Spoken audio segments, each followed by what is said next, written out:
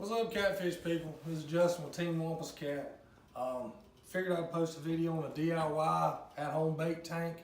We're calling this the Shad Spa 2.0. Just going to give some info on how to build a bait tank, how I'm building mine. I've had 2 or 3 experiences, bad experiences with the bait tank.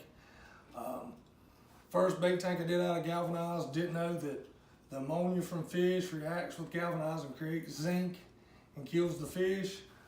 So I'm building another one. I'm gonna try to do a little step-by-step tutorial, maybe help somebody out. If you have any questions, comment below and I'll try to get back to you. The first part's gonna be on the biofilter. That's, from what I understand, from what I've researched, the main thing you need to concentrate on is the biofilter setup. It's where the good bacteria lives, which converts the ammonia to nitrate and then the nitrites, and ammonia is what kills your fish. So I've got a step-by-step tutorial on my biofilter. I used a 5-gallon bucket from Lowe's. I used a Gamma Seal lid with an O-ring where it was sealed down tight, airtight. Uniseals with 1-inch tubing. And what happens is the water comes out of the tank to the bottom of the bucket. I've got a T with 2 90-degree elbows. The water swirls in the bottom. Then on top of it, I actually used some lighting grating. And on top of that's the media. And the media is where the bacteria, the good bacteria lives. And I use lava rocks that I got from Home Depot. Sponges that I got from Dollar General. You can get like 20 of them for $3. Then another layer of lava rocks, another layer of sponges and scrubbers. Then on top of that, I put another piece of the light grating to hold everything down. Then a 1-inch spout out that runs back into my tank. And I also drilled a hole and I have an air stone in there with an aerator pump running it where it'll aerate the water inside the filter as it's filtering, which will help the good bacteria live and thrive, which in turn will give a better environment for the fish.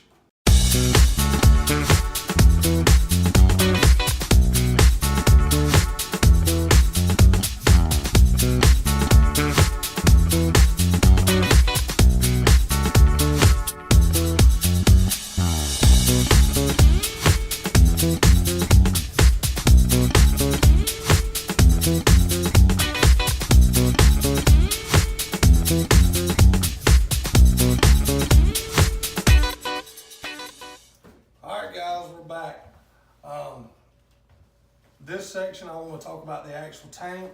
I've got a pretty funny video.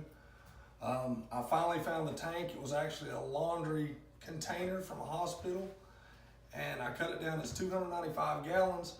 Bringing it home, I had a stupid moment, didn't strap it down, tank blew out. Needless to say, hit the road at 50 miles an hour and exploded.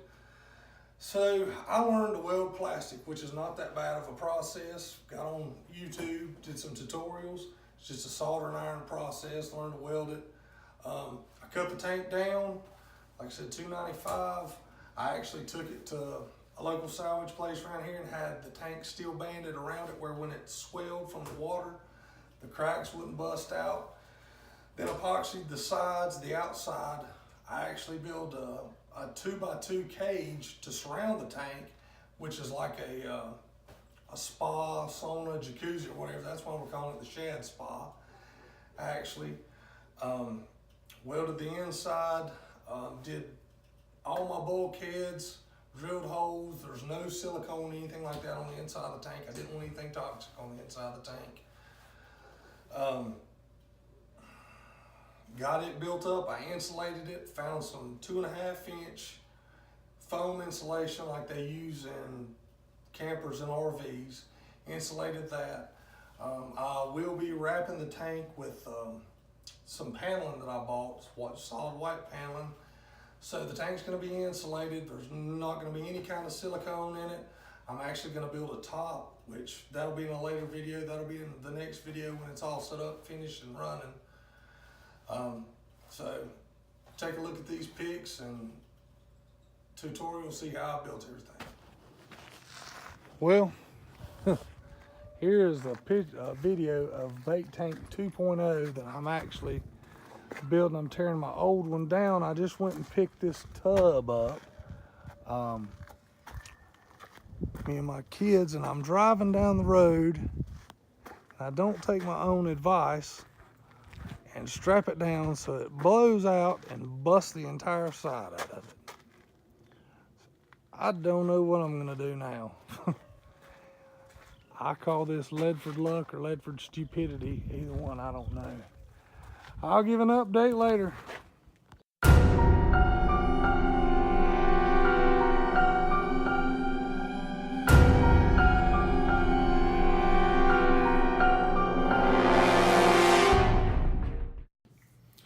Hey, hope y'all enjoyed that video of me about losing my cool over blowing my tank out.